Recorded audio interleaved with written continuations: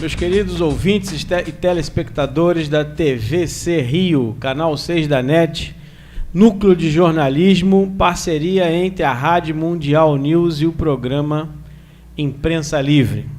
Hoje estamos aqui recebendo Dani Balbi, da Direção Nacional da UNA LGBT, formado em Letras e Literatura pela FRJ, Marcelo Max, da UNA LGBT Carioca, entidade recentemente fundada aqui no Rio de Janeiro, na capital do Rio de Janeiro, formado em Administração de Empresas pela Universidade de Uberaba e também diretor do Sindicato dos Empregados do Comércio do Rio de Janeiro.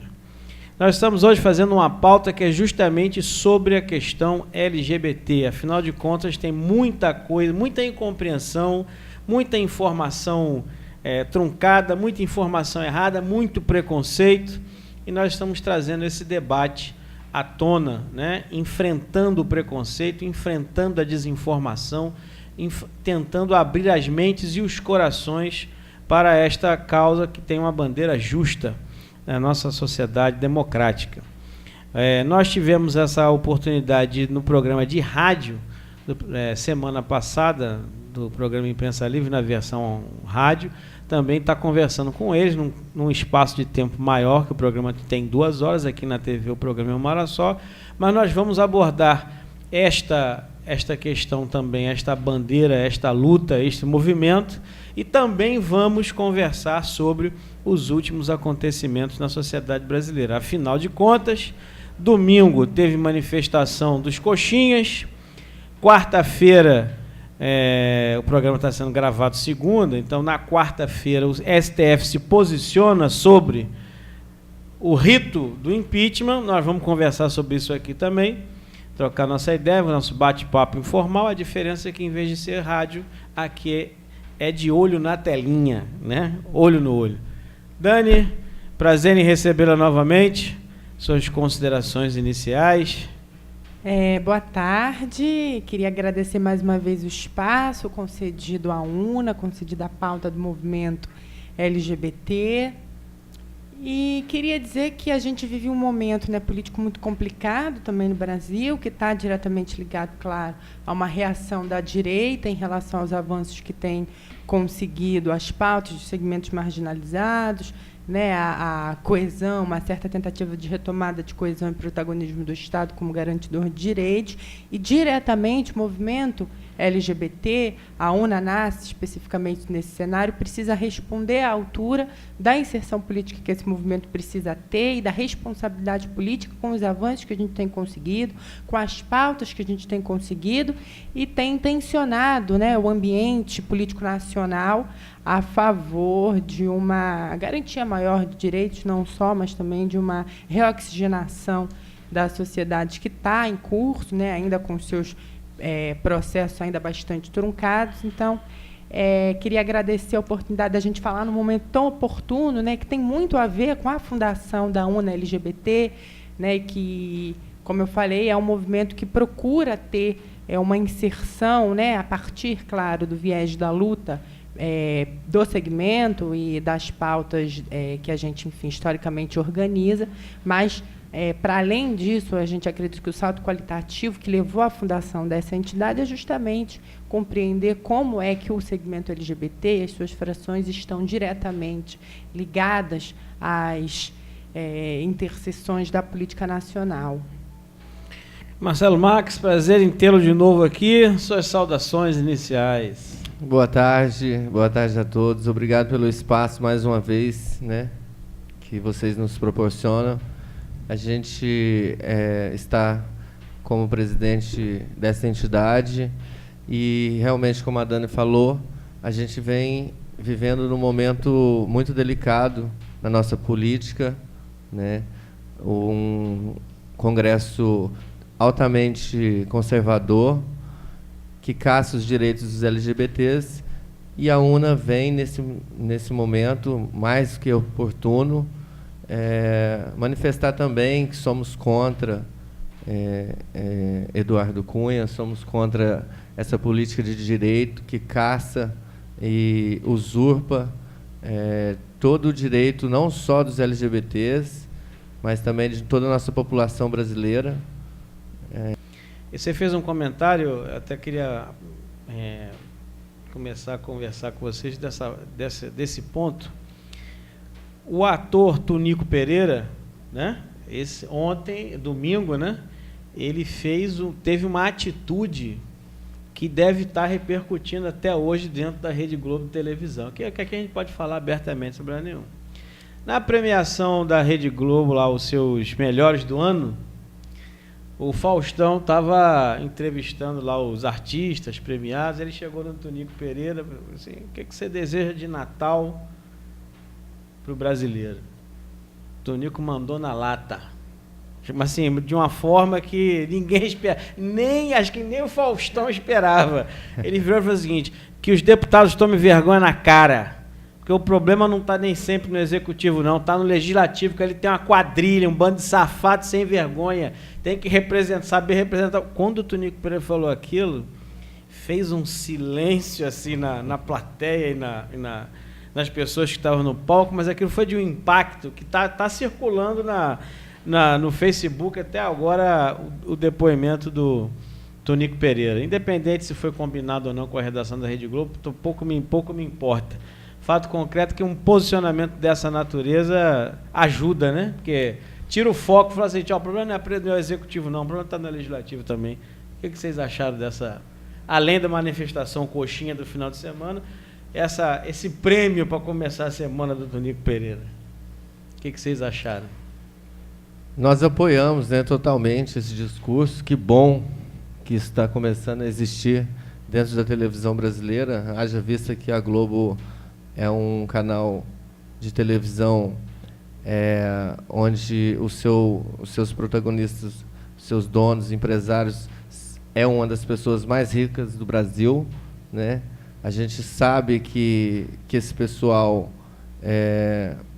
eles fazem políticas e acordos junto com esse Congresso para que eles dominem totalmente a mídia brasileira. E a gente sabe que isso não é saudável. Então, quando vem uma pessoa que trabalha dentro dessa organização e vem manifestar a sua vontade política dentro do trabalho, eu acho que isso é muito importante. Eu acho que é uma conquista muito grande que o resto da população tem, né? Então, eu sou totalmente a favor e apoio muito. Achei digno e uma posição muito autêntica desse ator. Eu também faço coro com as palavras do Marcelo. Eu fico muito desconfiada de tudo que vem da Rede Globo, inclusive as manifestações espontâneas, políticas, me parecem, né, que já são orquestradas previamente, porque o que a gente tem hoje no segmento do setor da comunicação é uma perda gradual e irreversível de poder dos grandes conglomerados de mídia, não por conta de uma ação efetiva do legislativo que garanta o cumprimento das leis, que são as poucas que a gente tem, que já prevêem, né, um pouquinho mais de descentralização desses segmentos. Isso não existe. Além de tudo, a gente precisa regular a mídia. Então, mas não por isso que a Rede Globo, né, e os grandes conglomerados de comunicação têm perdido seu poder, mas porque o povo tem se empoderado a partir, né, do advento da internet, da popularização do sinal de internet no Brasil nos últimos 12 anos. A gente tem visto as versões oficiais serem contraditórias. Então, às vezes, eu acho que o que acontece de novo espontâneo nesses grandes veículos é sempre uma tentativa, ainda que um último grito, né, para tentar sobreviver dentro dessa concorrência mais espontânea, que é a internet, que é uma rede que tem, enfim, é impossível de se controlar a circulação de conteúdo. Mas, de todo modo, a voz do Tunico, que é uma voz de expressão, é um ator consagrado, é um ator que tem muito apelo popular, falando sobre, né, e é um dado curioso, porque a gente viu nas últimas manifestações que a mentalidade, o senso comum enxerga que todos os problemas políticos são devidos à atuação sempre do Executivo, né? Inclusive, não tem nenhuma clareza sobre o papel do Legislativo. E, hoje, o grande inimigo dos avanços populares tem sido legislativo, que inclusive impede com que os movimentos sociais consigam pautar o governo, né? Eles amarram a agenda dos movimentos sociais progressistas dentro da casa legislativa. Nesse sentido, é muito interessante que uma figura de apelo popular, um ator consagrado, um ator que tem um histórico, né, de participação no imaginário cultural do povo brasileiro, se coloque, consiga lançar esse dado, que é um dado complexo, de forma tão direta e tão impactante, né? Mais impactante do que qualquer tipo de explicação da própria complexidade do cenário político nacional. É muito interessante, como ele e outros atores, né, que a gente tem visto também que, principalmente no elenco de atores da Rede Globo e de outras também, há alguns atores, algumas figuras públicas que têm hoje se posicionado de forma bastante positiva em relação ao cumprimento, né, ao compromisso com a democracia no Brasil, com as pautas mais progressistas, contra o conservadorismo e o elitismo. Hoje eu não tive a oportunidade ainda de ler todos os jornais, né? Mas vi pelo menos todos os telejornais falando sobre a manifestação de ontem, em pelo menos 16 capitais, enfim. Mas todos eles apresentaram o mesmo discurso, que eu penso, não foi só um canal específico, né? Todos os canais apresentaram a seguinte frase: manifestação no país inteiro para o impeachment, mas com menos força. Todos eles. Globo, Bandeirante, Record, todos os canais de televisão, a essência da matéria, dizendo que aconteceram as manifestações, mas que todas elas não tiveram a mesma força, o mesmo tamanho que tiveram as outras. Alguns chegaram até a dizer assim, perdeu força, chegaram a usar esse termo, né? Como é que vocês viram a manifestação desse último final de semana, a dos coxinhos? E, Marcelo, a gente fica numa dobradinha para ver quem vai e quem não vai. Então, o cenário político hoje mudou, né? Depois que a mídia começou a noticiar mais em cima dessa tentativa de golpe, as manifestações sociais foram mais para as ruas e os últimos acontecimentos traz uma nova configuração a essas manifestações pró-governo. Por quê? Eduardo Cunha se posicionava de uma forma tal que não aceitava o impeachment. Não havia argumentação, segundo ele, para que aprovasse a questão do impeachment. Assim que o PT se manifestou a favor, né, da cassação dele no Conselho de Ética, ele vai e aprova a abertura do processo. Em 24, a abertura do processo. Aí isso dá uma nova configuração, porque a população brasileira não é uma população leiga mais. Hoje todo mundo tem acesso, como a Dani falou, à internet, a jornais. Não estamos presos mais só em mídia global. Então, acho que isso ajuda muito na questão de que nós, brasileiros, estamos começando a enxergar a política diferente. Então, depois que ele assume essa posição nitidamente de querer um acordo com o governo para que não houvesse o impeachment dele e ele segurasse o impeachment da Dilma, e o PT recusou esse acordo, ele ficou em maus lençóis. E eu acho que aí esse movimento perdeu muita força, porque o brasileiro enxergou que havia por trás daquilo, por parte da direita, de Eduardo Cunha, um acordo político, né? Então, eu acho que esse movimento perdeu força por isso e espero que a gente consiga, aí, nesse próximo dia 16, que a gente vai participar, levar uma quantidade de gente maior, porque o movimento Fica Dilma e Fora Cunha, ele está crescendo, enquanto que o movimento pró Eduardo Cunha, né, pró impeachment, só vem decaindo.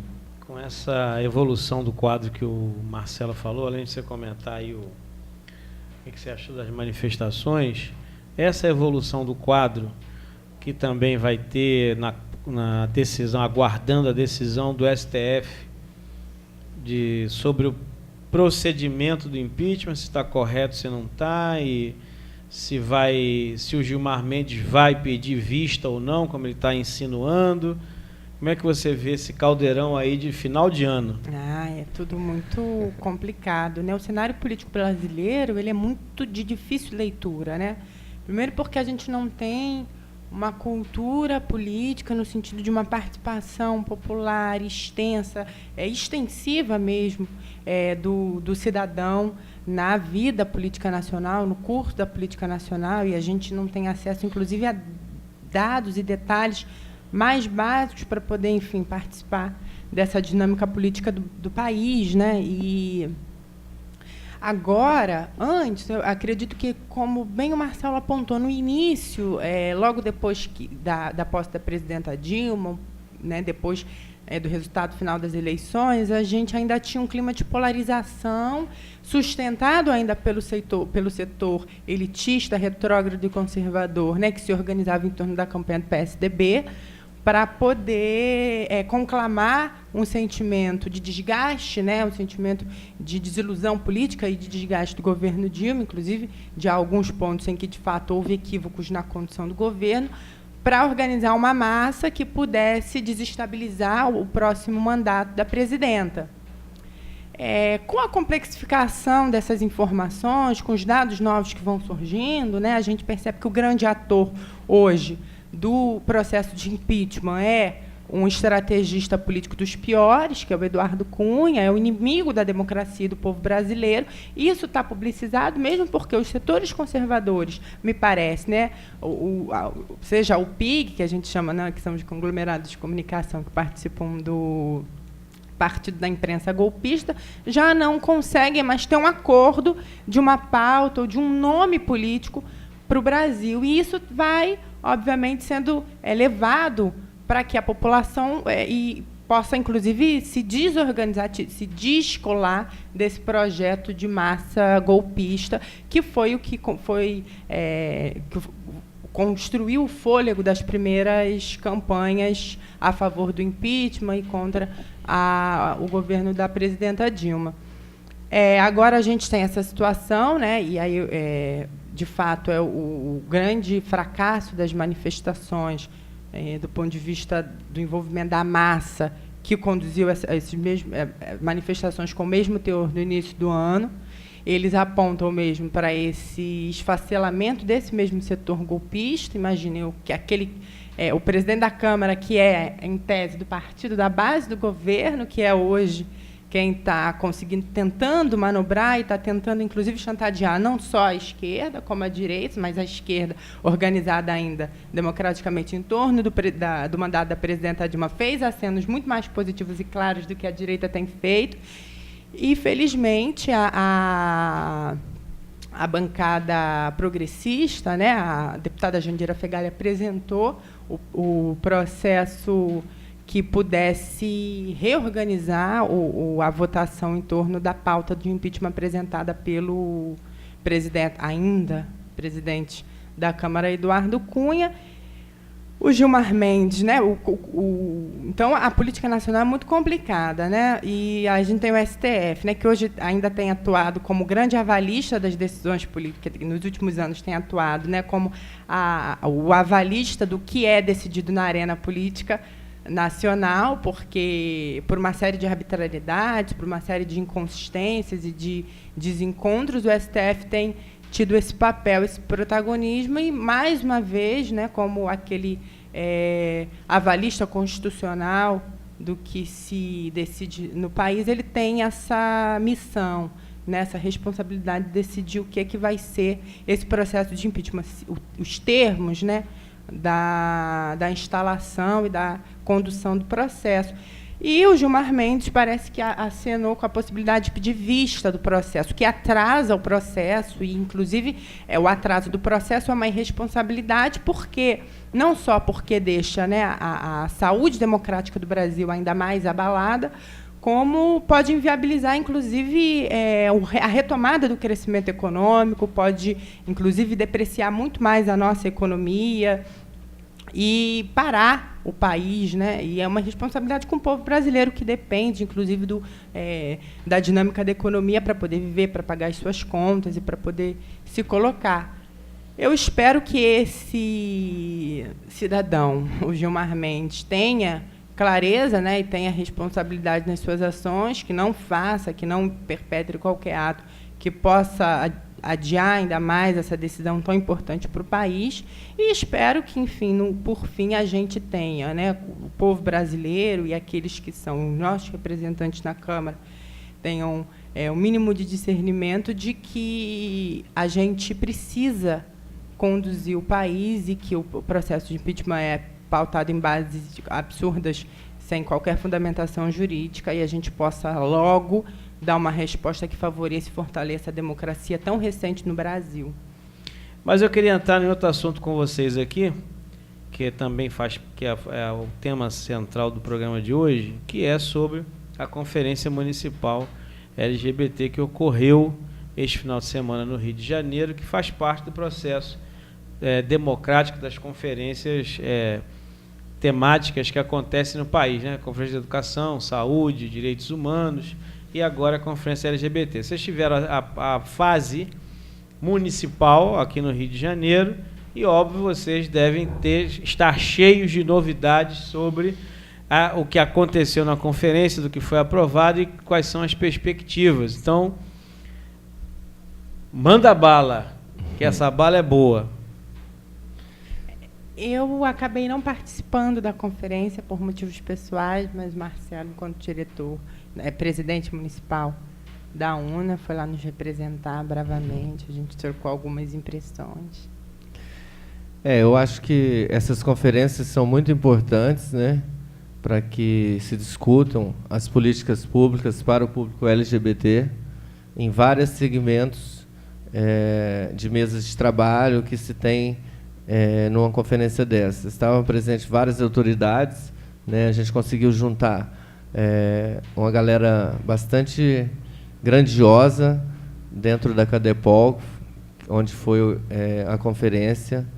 E dali eu acho que saiu muitos projetos que são legais, de implementação de parcerias no segmento de trabalho, de saúde, de assistência social, enfim.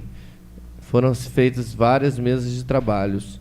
Eu, particularmente, fiquei muito feliz, enquanto diretor do Sindicato dos Comerciários do Rio de Janeiro.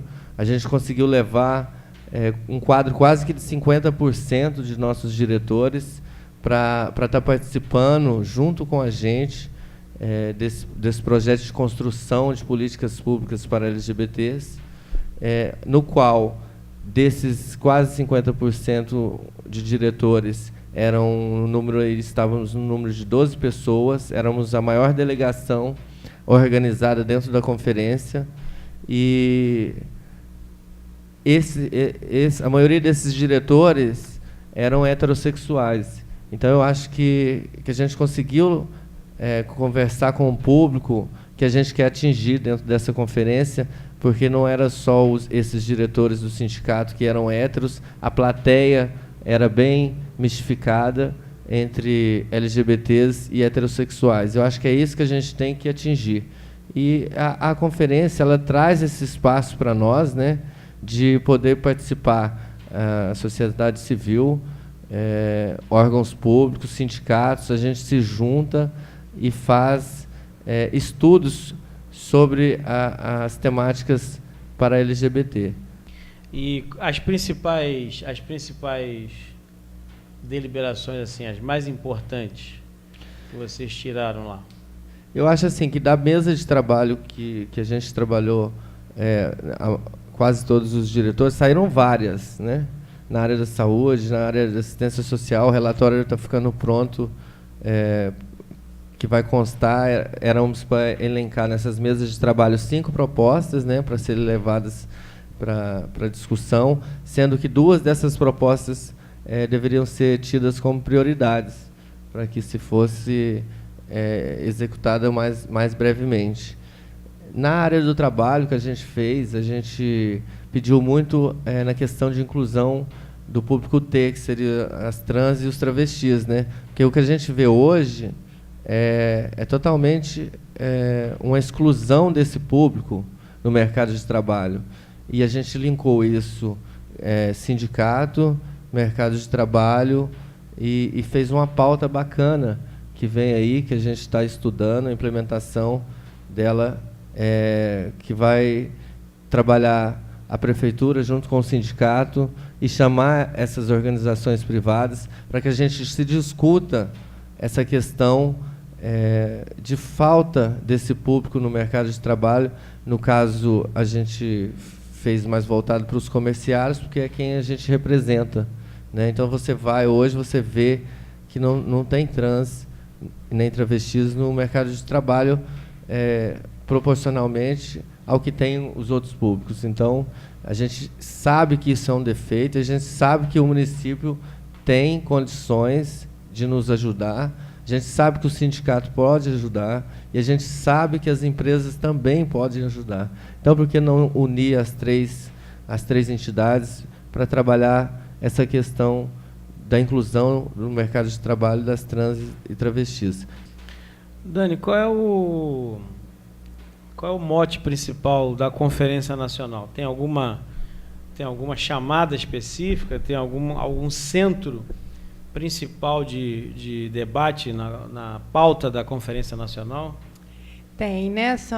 A gente tem as propostas que parecem mais consensuais, que parecem mais urgentes, são aquelas ligadas à saúde do segmento LGBT, né, formulações específicas para o segmento LGBT, acesso à saúde que esteja, né, que reforce, claro, as políticas muito ligadas ainda à prevenção e tratamento das doenças sexualmente transmissíveis, porque, infelizmente, ainda é um segmento que está bastante vulnerável por conta da exclusão que eles têm em relação a uma série de ações que deveriam ser garantidas pelo Estado, né, e que são, enfim, decorrente do seu processo de marginalização social. Então, a gente quer reforçar as políticas já existentes de acesso à saúde, mas quer que tudo que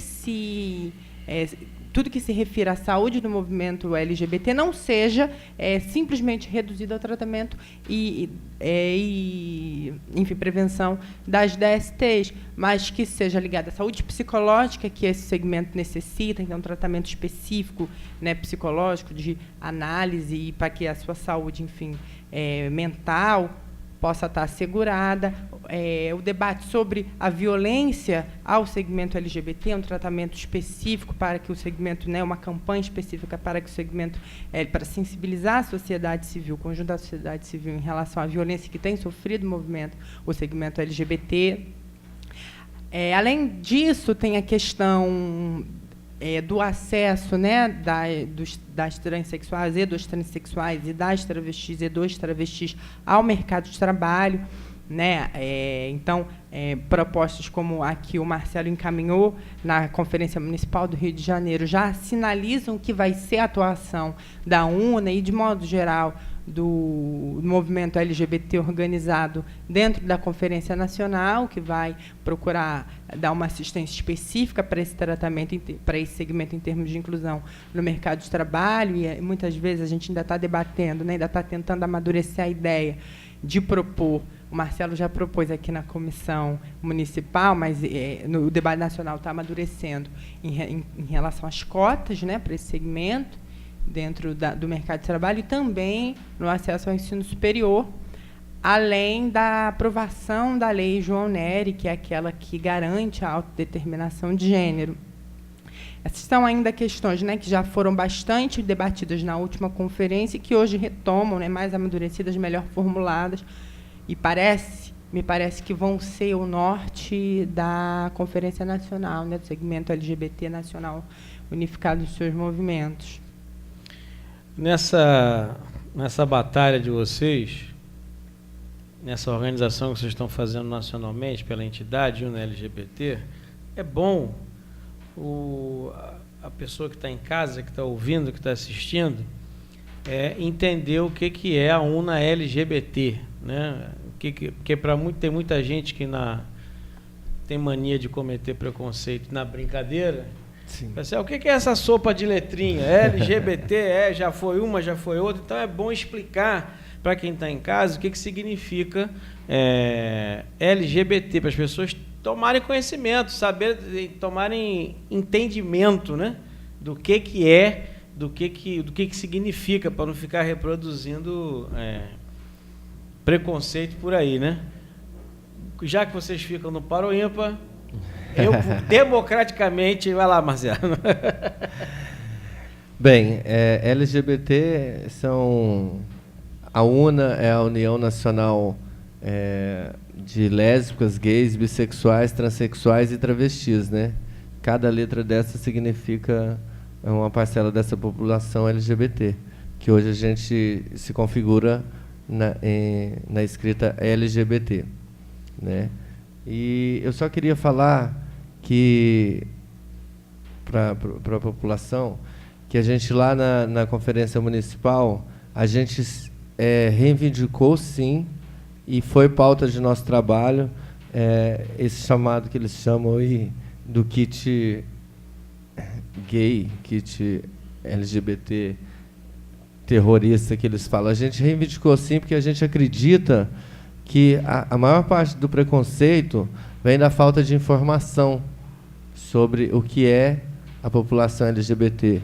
Então, avisar a galera aí que vem chumbo grosso, a gente pediu sim, assim como várias outras pautas, né? Seria isso. Continuando na linha aí da explicação, para quem está em casa, eu volto a insistir. A diferença entre transexuais e travestis.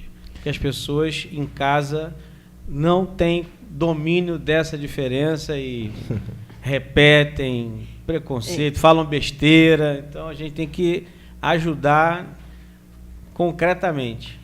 Objetivamente, a transexual ou o transexual seria aquele indivíduo que desde muito jovem, enfim, ou em algum estágio da sua vida percebe que não se identifica no gênero que está diretamente ligado ao seu sexo biológico.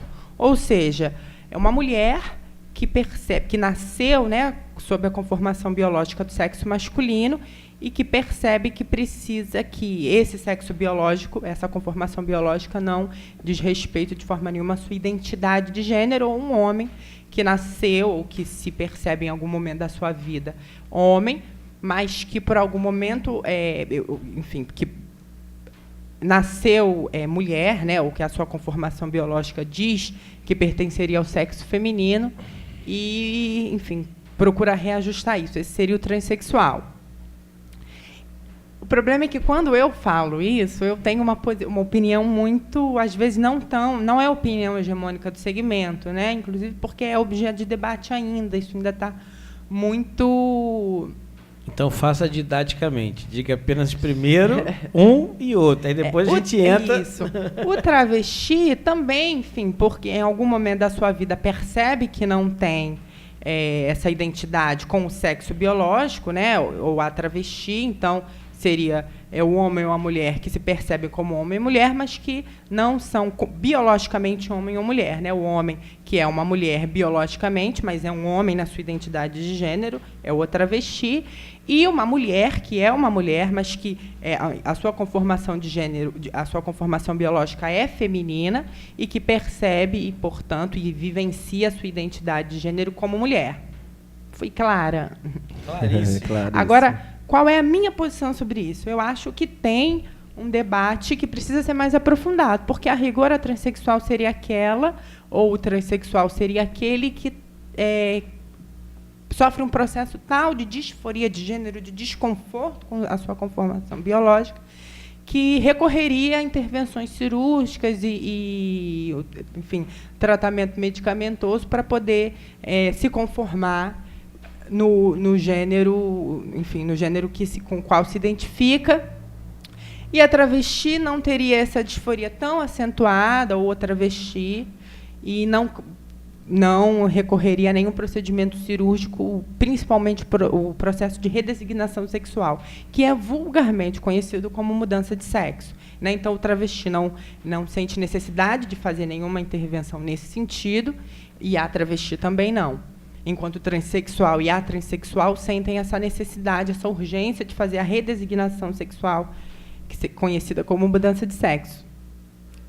Isso complica, e agora é a minha opinião, isso complica mais do que ajuda. Né? A gente tem que identificar que existe um problema de disforia de gênero, né? Que não deveria ser um problema, mas é tratado, por conta da nossa sociedade ainda conservadora, ainda muito tateante nesses aspectos de liberdade de identidade. Isso é um problema, e a gente precisa garantir que as pessoas que apresentam disforia de gênero, que é não se identificar com o seu gênero, o gênero de acordo com a sua conformação biológica, precisam de tratamento. E na verdade, podem, né, devem ter o seu direito à autodeterminação.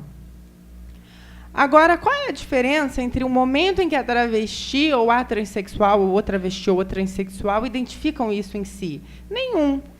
Será que a questão da necessidade de fazer a redesignação de sexo, de passar pelo processo cirúrgico, pode determinar tão categoricamente um segmento e outro segmento? Na minha opinião, não. Na minha opinião, existe um processo de disforia de gênero e ele é vivenciado de diversas maneiras. E as expectativas da composição da identidade de gênero são diferentes para cada indivíduo. Eu, por exemplo, sou uma mulher transexual que preciso passar pelo processo de redesignação sexual. Eu quero e eu necessito fazer a minha cirurgia.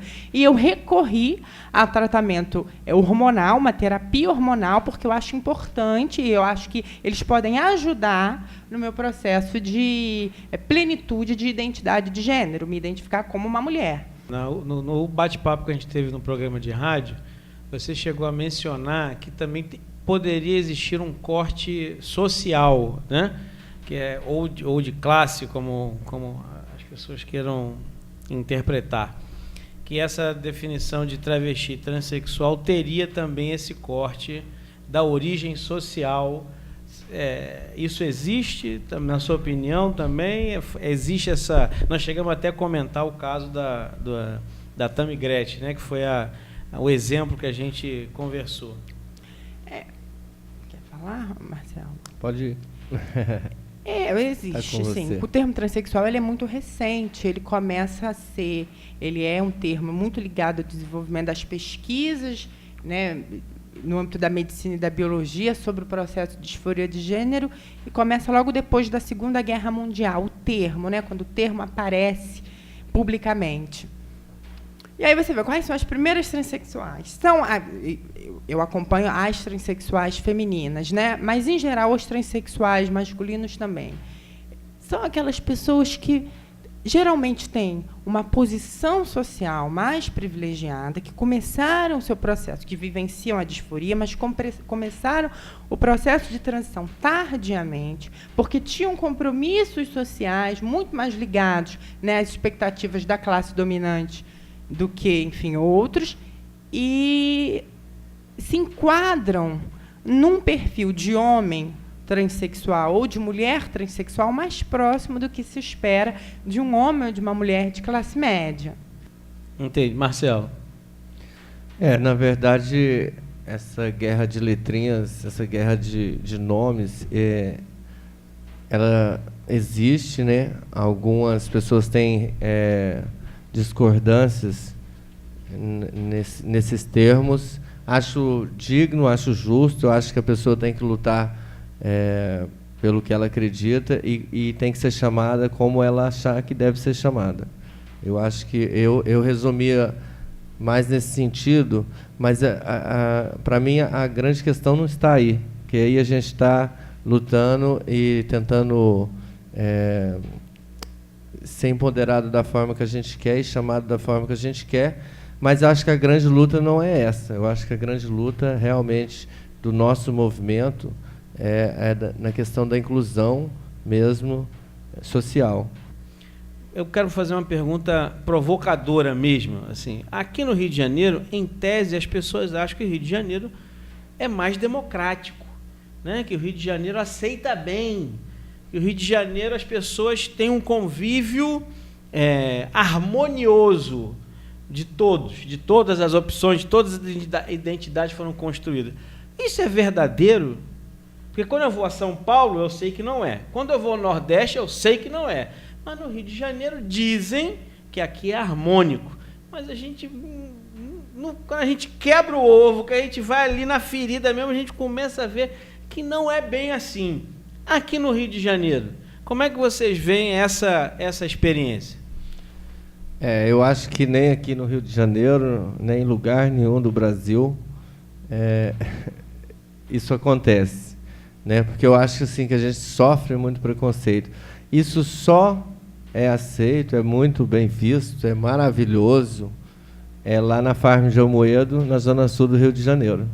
Porque se a gente for correr periferia, se a gente for para dentro das favelas, das comunidades, há muito preconceito, há ameaças, há violência. Isso não se configura como uma coisa normal, precisa de debate, precisa de formação das pessoas nesse tema, porque lá na Zona Sul é tudo muito fácil. Lá só estão as pessoas de elite, desse mundo capitalista, então eles podem tudo. Eu falo isso porque eu morei na Zona Sul, lá ocorre tudo com uma normalidade que você acha que você não está no Brasil. Você acha que você está em outro planeta. É tudo muito fácil, tem uma praia servida para os LGBTs lá, onde as pessoas vão, tomam seus banhos, são super bem tratadas, são super normais pela sociedade, no modo de que eles estão enxergando os LGBTs ali naquele espaço. E aí você anda 2 quarteirões, que eu morei na comunidade do Cantagalo, e lá já é uma outra realidade. Lá já a opressão... O bicho pega, né? Lá já a opressão, entendeu? Já não há aceitação. As pessoas falam, mas o casal estava ali de mão dada, o que o meu filho vai pensar? Então, assim, você vê um retrocesso no pensamento nessa questão, e é tudo falta, na minha opinião, de formação, de espaço. Eu acho que nós, LGBTs, temos que tomar a consciência de que a gente tem que ser empoderado, sim. Nós devemos esse papel a nós mesmos. Porque se a gente ficar na mão desse Congresso conservador, se a gente ficar na mão de pessoas que não têm a pauta LGBT na sua vivência e nem na sua política, a gente vai cada vez perder mais espaço, e daqui a pouco a gente sumiu para a mídia. Mas a gente existe no país. Então, acho que a gente tem, sim, que reorganizar esse movimento, buscar conversar mais com a população, formar a população e informar a população o que é o público LGBT, né? E a gente vem muito buscando isso através da fundação dessa entidade da UNA, que vai vir abraçar esse povo que não tem para onde correr, que não tem com quem conversar, né? São espancados. A gente participou de um ato recentemente de um rapaz que foi espancado na Praça 15, apanhou porque deu um beijo no seu companheiro em plena Praça 15, ele foi espancado. Olha onde a gente está ainda. Numa demonstração de carinho, de afeto, onde deveria nós parar e bater palma, nós estamos parando para espancar as pessoas.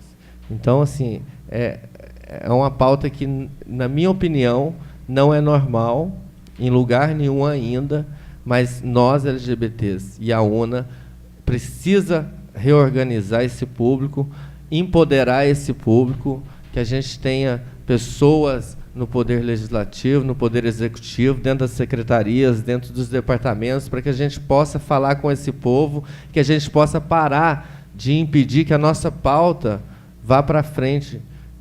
Igual essa conferência existe, chega, dependendo de onde ela chega, com as suas propostas, fica por ali mesmo, porque não tem ninguém da nossa categoria LGBT lá dentro que vá brigar por isso, para que isso dê continuidade. Simplesmente engavetam as nossas propostas e nada é feito. Então, acho que a forma que a gente tem é de reorganizar para que a gente possa montar um grande movimento de militância, para que a gente possa ter voz nessa sociedade tão machista, tão cruel, racista, LGBTfóbica, enfim, que precisa de muita formação e informação nesse sentido.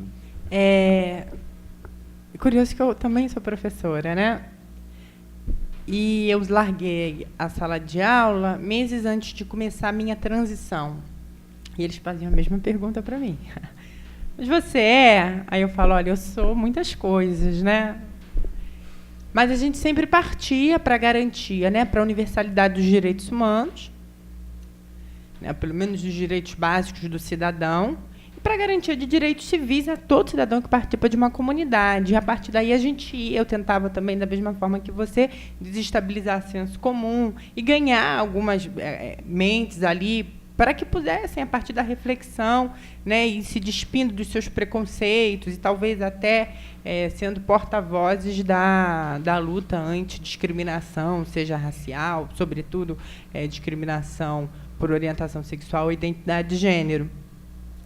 E é curioso que eu percebia isso, essa contradição latente, que é difícil para a gente ler, para mim se tornava muito difícil, né, ler essa contradição dessa juventude, que estava mais disposta a experienciar também, seja, em alguns casos, né, eu via muitos alunos ali se identificando muito cedo até como gays, ou lésbicas, ou transexuais, ou não binários, e via muitos que queriam e diziam que eu tenho determinada experiência hoje, mas pode ser que eu não tenha amanhã, e não se preocupavam tanto em se definir a partir das suas experiências sexuais ou da forma como se apresentavam em determinados eventos de acordo com o gênero.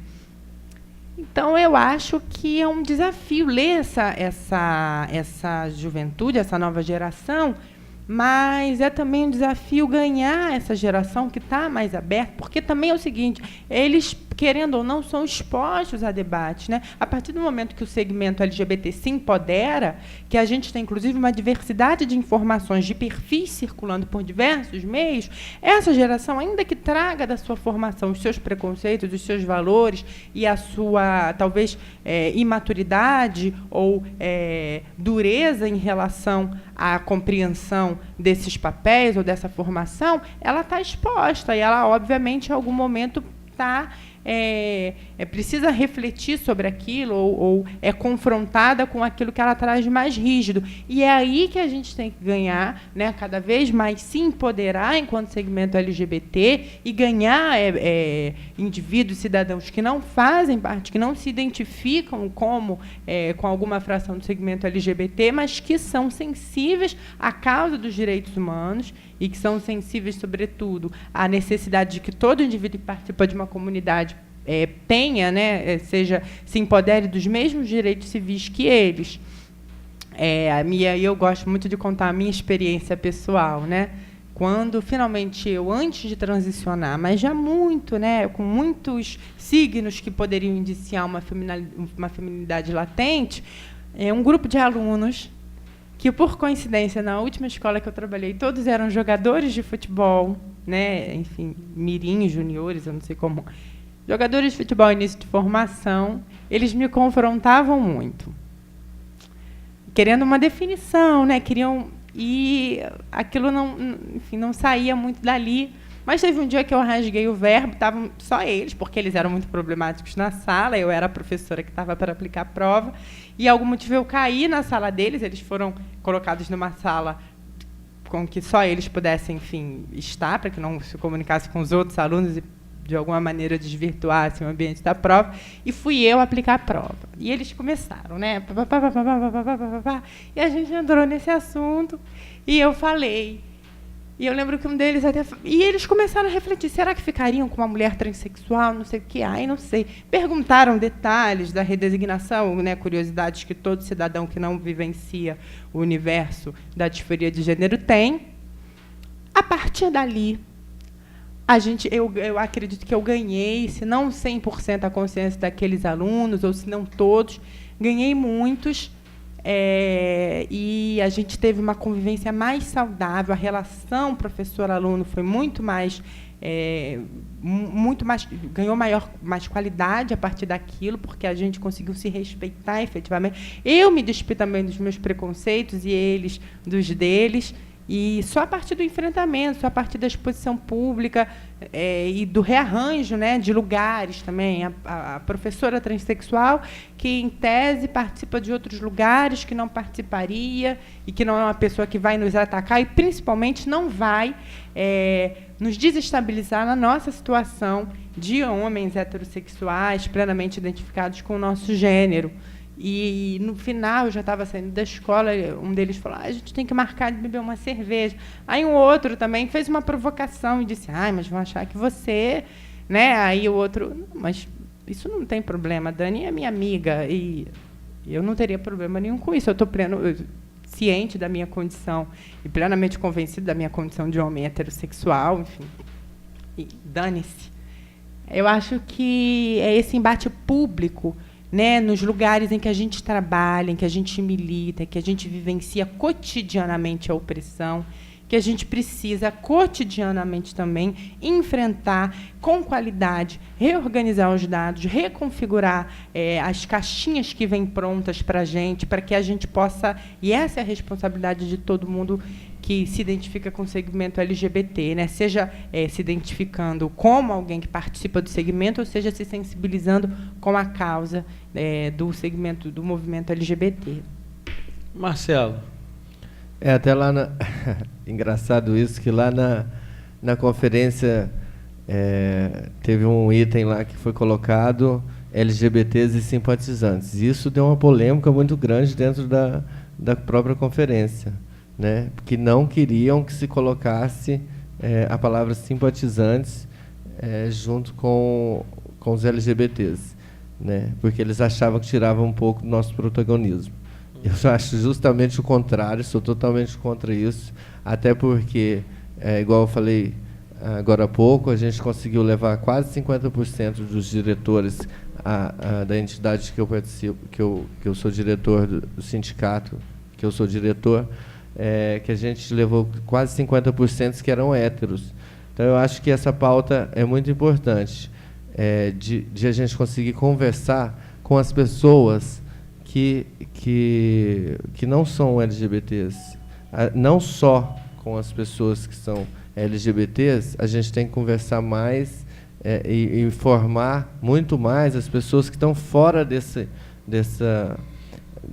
população. Porque só assim que a gente vai conseguir conscientizar, né, a maioria dos nossos... conscientizar na questão do que é a nossa briga, né? Eu sou totalmente contra que LGBT fale só com LGBT. A gente tem que ampliar esse debate. Mas agora, na questão da política, devido à configuração que a gente vive política no nosso país, se você pegar que a gente é uma grande massa de população e a gente tem um representante LGBT no Congresso, isso mostra o desprezo da nossa categoria LGBT pelo movimento político do país. Agora, eu não sei se isso é falta de organização, como eu disse, que eu acho que é um pouco falta de organização da nossa própria classe. Agora, que é importante haver lá no Congresso, no Senado, no Executivo, LGBTs para se discutir políticas para LGBTs, isso eu sou totalmente a favor. Porque há várias pautas, há muita pauta para se falar nesses ambientes, e se não tiver uma representação lá que não se interesse, como é o Congresso que a gente vê hoje, eu não digo por ser hétero, eu digo por ser conservador, que quer engolir a pauta LGBT, porque eles acham que nós não somos famílias, eles estão falando isso quando tira nós do núcleo de família. E quem vai defender é muito bonito. Ah, eu sou simpatizante. Mas a gente viu alguém subir para defender? A gente viu uma minoria. Quando a gente foi excluído do núcleo família, a gente viu quem subir lá para nos defender. Então é muito bonito falar, ah, não precisa ter. Na minha opinião, precisa ter sim. Como a bancada da Bíblia, né, chamada bancada da Bíblia, espertamente está fazendo para alcançar os seus anseios dentro das esferas públicas. Eu acho que nós, LGBTs, temos sim, nós não estamos querendo diferenciação, porque lá, quando a gente for trabalhar, a gente não vai trabalhar só especificamente para LGBTs, mas a gente vai trabalhar também. Agora, o que a gente vê hoje é um congresso que não está nem aí para nós. Infelizmente, é isso que a gente sente. Ninguém está nem aí para nós. Nós viemos perdendo várias demandas dos nossos direitos. Nós não temos avanço em políticas públicas para LGBTs, infelizmente, porque se joga em qualquer secretaria e dali, quando o secretário pega, joga para uma subsecretaria e aí vai atrapalhando a nossa pauta. Nós vamos ficando como? Na gaveta. Então, eu acho que esse empoderamento da classe de nós, LGBTs, dentro dos espaços, é muito importante para que a gente possa conquistar, porque há um preconceito. Não fechemos os olhos para isso. Há um preconceito, há uma coisa que tem que ser vencida. Então, não é simplesmente, a bancada hétero simpatizante faz. Que bom que se fosse verdade isso. Que bom que se nós não precisássemos, além do que a gente já sofre, ainda ter que conquistar esses espaços para ter direito, pelo menos, de debate e de garantia de construção de políticas públicas para o nosso público. Então, eu vejo mais nesse sentido.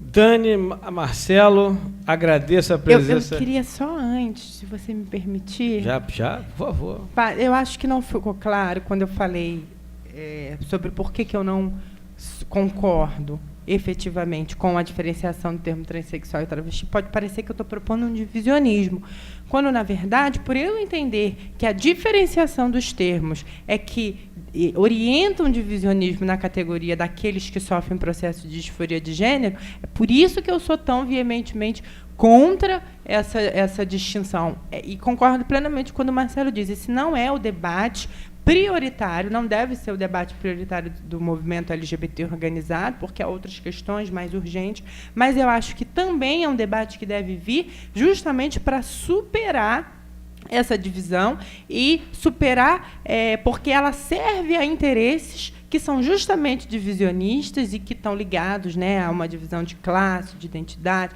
a uma legitimação, a um passe. Agora você é desse, você pertence a esse T, então aí você pode entrar na sociedade civil com alguns direitos. Olha, você não pertence, o seu T é diferente, aí não, aí você continua marginalizado.